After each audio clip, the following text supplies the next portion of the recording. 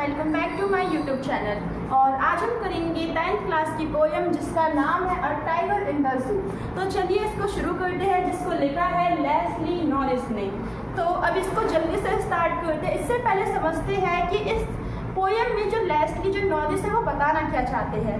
Leslie Norris यहाँ पे बताना चाहते हैं टाइगर की हालत या फिर टाइगर के बीच ही कंपैरिजन करते हैं कि जब टाइगर जू में होता है तो उसे कैसा फील होता है और जब टाइगर जंगल में होता है तो उसे किस तरीके का फील होता है। तो अब हम इनकी जो भी बातें हैं, इनकी जो थॉट है वो इस स्टैंजा के द्वारा समझते हैं। चलिए इसको स्टार्ट करते हैं। सो he stalks in his vivid stripes, a few steps off his case, a pad of velvet white in his white face. अब यहाँ पे ये बताया गया है कि जो टाइगर है उसके बारे में बताया गया है। मेनली हम टाइगर के लिए क्या यूज करते हैं, इट करते हैं किसी भी जानवर के लिए, लेकिन यहाँ पे जो पोएट है उन्होंने क्या यूज करा है, ही।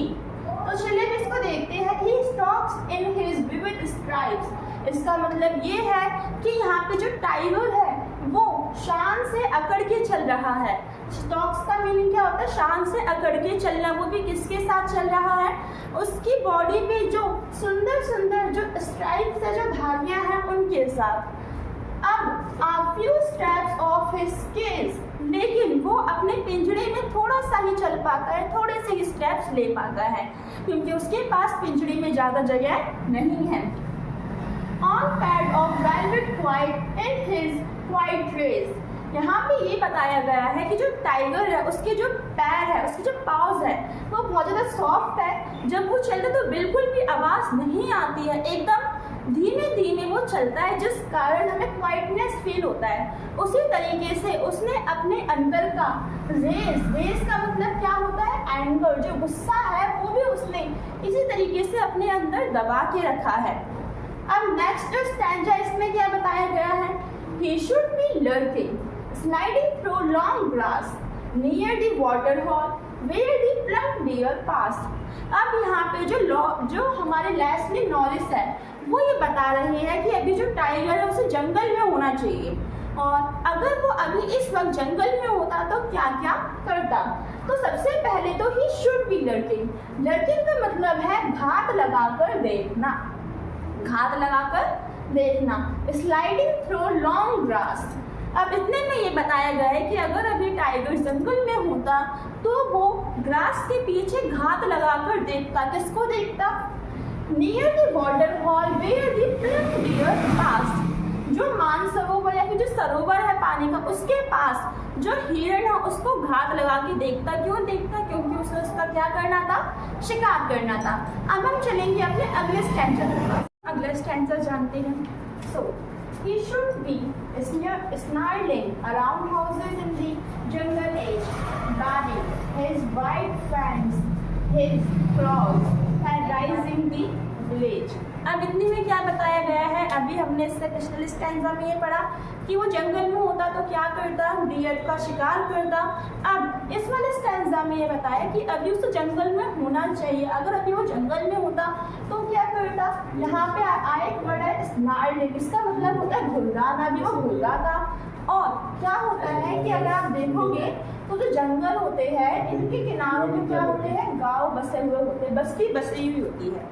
तो जंगल के किनारों पे क्या करता, घूमता, और जब ये घूमता तो उसके नुकीले दांतों को देखकर, उसके पंजों को देखकर वहाँ के जो लोग हैं वो क्या होते हैं, टेरराइज होते, उससे बहुत ज़्यादा डरते।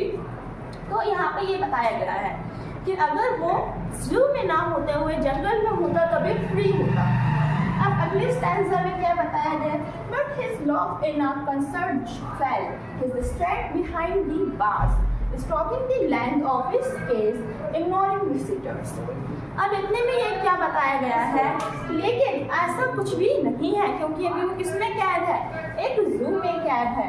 कंसर्ट सेल मतलब कि पिंजरे में कैद है, और अभी उसकी जो भी स्ट्रेंथ है वो उसी के अंदर है। वहाँ की जो बार्स है, यहाँ के सेल्स की जो सलाखें हैं उसके अंदर ही अभी उसकी स्ट्रेंथ है। अभी वो किसी को भी डरा नहीं पा रहा है, बल्कि जो लोग हैं अभी वो उसे देख देख कर जा रही है। और जो टाइगर है वो जितने भी विजिटर्स देख रहा है उन सबको क्या कर रहा है, इग्नोर कर रहा है। सो अब यहाँ पे क्या बताया गया है कि hears the last voice at night, the patrolling cars and stares with his brilliant eyes at the brilliant stars. यहाँ पे क्या बताया गया है, जो पॉइंट है वो कहते हैं कि अब जो टाइगर है वो अपनी जो लास्ट वॉइस कब सुनता है, रात को सुनता है, और वो भी किसकी सुनता है, जो कार पेट्रोलिंग के लिए आती है, पेट्रोल डलवाने के लिए आती है, उसकी लास्ट वॉइस सुनता है रात में। और इसी के साथ यहाँ पे क्या बताया गया है, वो रात को इन्हीं सब के साथ अपनी चमकती हुई आंखों से चमकते हुए जो स्टार्स है उनको देखता है। और इस जो लास्ट जो लाइन है, जो लास्ट स्टैंजा है, यहाँ पे कहीं ना कहीं जो टाइगर है इसका डिज़ायर बताया गया है कि इसकी इच्छा क्या है। ये चाहता है कि ये फ्री हो जाए, इसमें ये जो स्टैंजा है इसमें ये बताया गया है। सो बस आज के लिए इतना ही, मिलते हैं अगली